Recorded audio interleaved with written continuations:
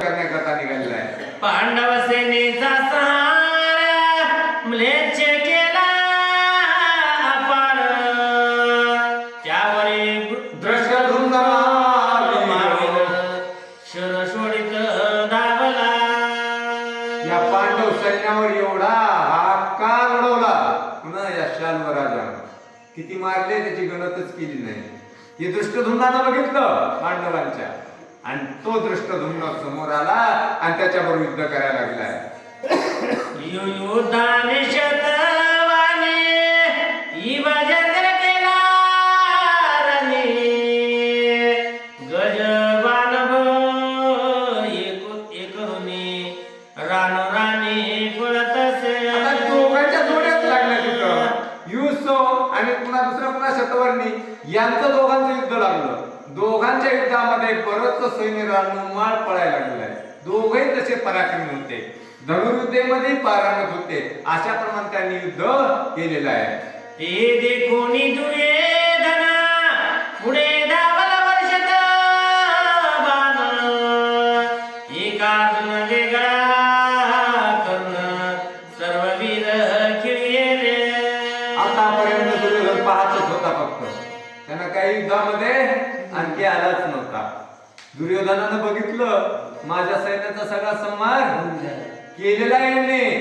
त्यानं हातामध्ये आपलं शस्त्र घेतलेलं आहे आणि पांडव सैन्यावर अर्जुनाला सोडून दिलं आणि बाकींच्या बरोबर युद्ध करायला हा लागलेला आहे. दुर्योधने शतबाण धर्मवीरा टाकले निर्वाण, दशवाणी भीम खिळीला क्रोधे करुनिया. काय केलं बघ? हा या दुर्योधनानं धर्मराजावर चाल केली. धर्मराजावर किती बाण टाकले? धर्मराजावर बाण त्यानं 100 बाण टाकले. 100. भीमावर 10 बाण टाकले. त्या अर्जुनानं बघितलं हे दुर्योधन ऐकत नाही यांना, दुर्योधन यांना ऐकत नाही असा विचार केला आणि अर्जुन काय करतोय? मग गदा घेऊन भीमसेना दुर्योधनावर धावला हाक देऊन, रथ समरी केला सुयोधन पळाला. भीमानं बघितलं बाण टाकायला लागलाय. अर्जुन लांब होता, अर्जुनाला सोडून दिलं होतं दुर्योधनानं. कारण का तो अर्जुनाबरोबर त्याचं युद्ध जमतच नव्हतं, ऐकतच नव्हता अर्जुन. म्हणून यानं धर्माबरोबर आणि भीमाबरोबर युद्ध करत होता.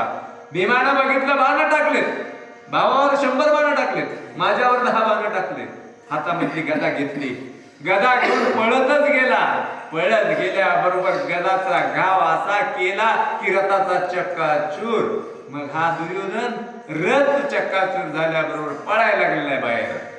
तव द्रौपदीचे 5 सुत त्याही वेडीला शारदूत, जेवी इंद्रियानी साधू संत करी जे जैसा घाबरा.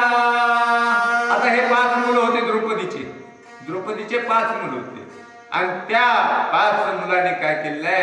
शारदूत नावाचा एक योद्धा होता, त्याला वेडा दिला. कसं झालं म्हणले? एखादा साधू असावा, एखादा संत असावा आणि त्या साधूनं त्या संतानं आपली जी इंद्रिय येत, आपले इंद्रिय जसे ताब्यात ठेवतो, जर्जर करतो इंद्रियाला, त्याप्रमाणे त्या 2-5 जणांनी त्याला वेडा दिलाय.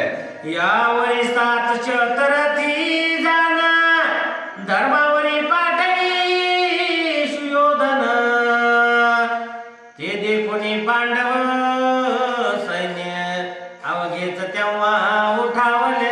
दुर्योधन पळाला होता तिथून.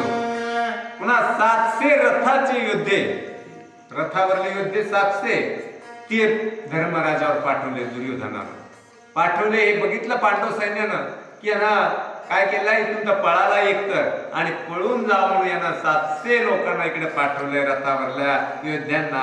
हेही सगळे उठलेले आहेत. मग 6 शस्त्र घेऊन सारा शकुनी धावला कपट सागर, परिस्थिती तुक्याचा संहार पार्थिक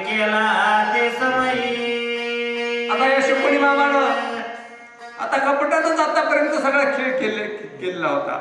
बऱ्याच सुरुवातीपासून जे कपट केलं, एक तर त्या शकुनीला काय करायचं होतं, पांडवांना संपवायचं होतं आणि कौरवांना संपवायचं होतं, दोघांनाही संपवायचं होतं. का?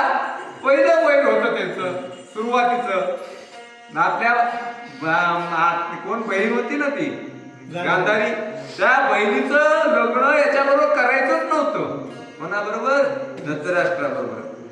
ती वैर त्या ठिकाणी साध्य करून या सगळ्यांचा कुलक्षय करण्याचा विचार केला होता.